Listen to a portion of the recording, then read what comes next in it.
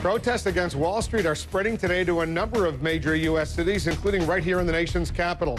President Obama says the demonstrations are expressing the frustration that so many Americans feel right now about the economy, jobs, and the fallout from the financial crisis. Democrats are trying to harness the anger of the growing Occupy Wall Street movement that some see as sort of a left-wing answer to the Tea Party. Joining us now, Senator Bernie Sanders of Vermont. He's an independent who caucuses with the Democrats. Senator, thanks very much for coming in. Let me get right to this Occupy Wall Street demonstration that's going on around the country right now. What do you think about this?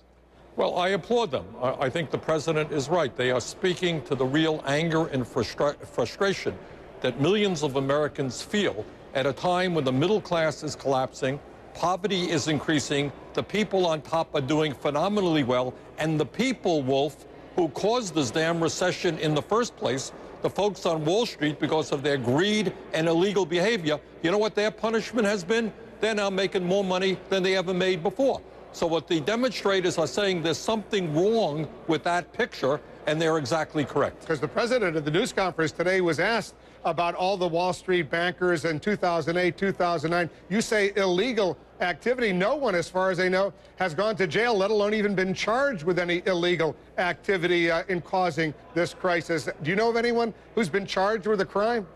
Well, I think there is some investigations, and I think there are, hopefully they will lead to criminal charges. But what I think the average American is saying, if a kid smokes marijuana, that kid can end up in jail. These people, because of their activity, destroyed the economy. Millions of people lost their jobs, their homes, their life savings, and now they're making more money than they ever did before. So I applaud what the folks, the Wall Street demonstrators, are talking about. But now what we got to do is put some meat on that bone. We have to come up with some specific ideas in terms of how you deal with Wall Street. I'll give you one example, Wolf. Many people don't know this. The 6 largest financial institutions in this country have assets the equivalent of 60% of the GDP of the United States of America. 60% of our GDP, some $7 trillion. In my view, everything being equal, they will once again, because of their reckless activity, come back before Congress in a too-big-to-fail situation. They will need to be bailed out again. In my view, we have got to break up these financial institutions right now, bring some competition to the financial industry.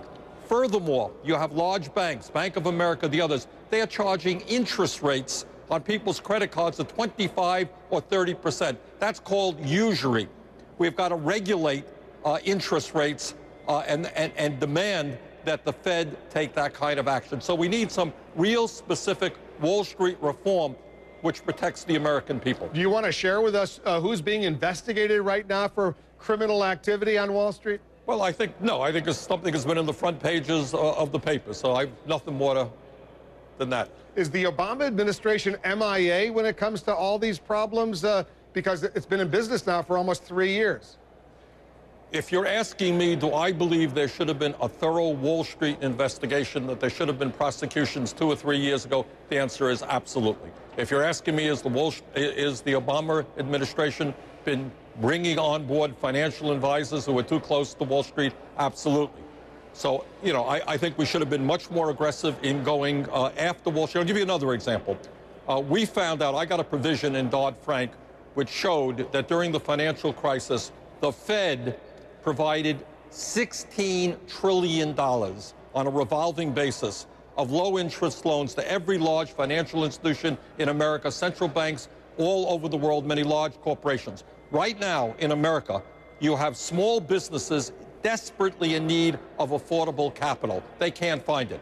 Why is not the Fed responding to the needs of American small business people who want to expand, who want to grow jobs, with the same sense of urgency that they responded to Wall Street in their moment of crisis? The president's jobs bill, it's going to come up next week in the Senate. You're a senator, but a lot of people are suggesting, why is the president proposing legislation that he knows is not going to pass, not even pass, forget about the House of Representatives, but even some of your fellow Democrats, if you will, and I know you're an independent, but even some Democrats say they can't vote for the president's plan. I'm not so sure that that's the case. I think what the president has got to do, and what the media has got to do, is appreciate the urgency of the moment.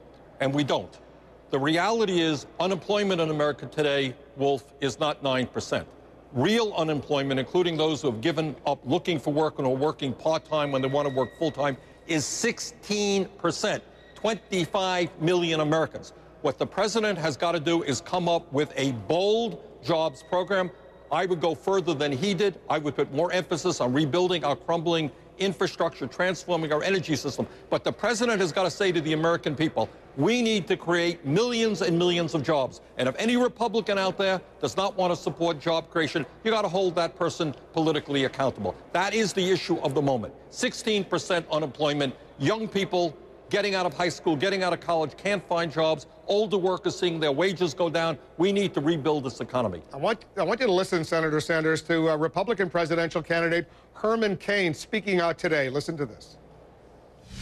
If you are envious of somebody that happens to be rich, that you call a fat cat, go and get rich instead of expecting them to walk outside of their office and write you a check. That's not the way America works. Work for it. You want to respond to I think Herman Mr. Cain got it wrong. That's exactly how America works. Historically, what we have said is, especially in a moment when the wealthiest people are becoming wealthier, when we have the most unequal distribution of income and wealth, what we have historically done is say yes to the wealthiest people in this country. You're going to have to pay more in taxes, and especially at this moment when the real effective tax rate for the very rich is the lowest that it has been in decades. Of course, they're going to have to contribute to help us get this economy moving and create the millions of jobs that we desperately need. One final question before I let you go. Did President Obama do the right thing in ordering the killing of an American citizen, Anwar el-Awlaki? That's a long discussion, probably longer than the amount of time we now have. Go ahead. Give me 30 seconds. Well, the answer is that I think that when you have an American citizen killed by the United States government, it raises some real questions. On the other hand, when you have somebody who's a terrorist at war with the United States, that's the other side of the other side of that equation. Senator Sanders, thanks very much for coming in as usual. Thank you.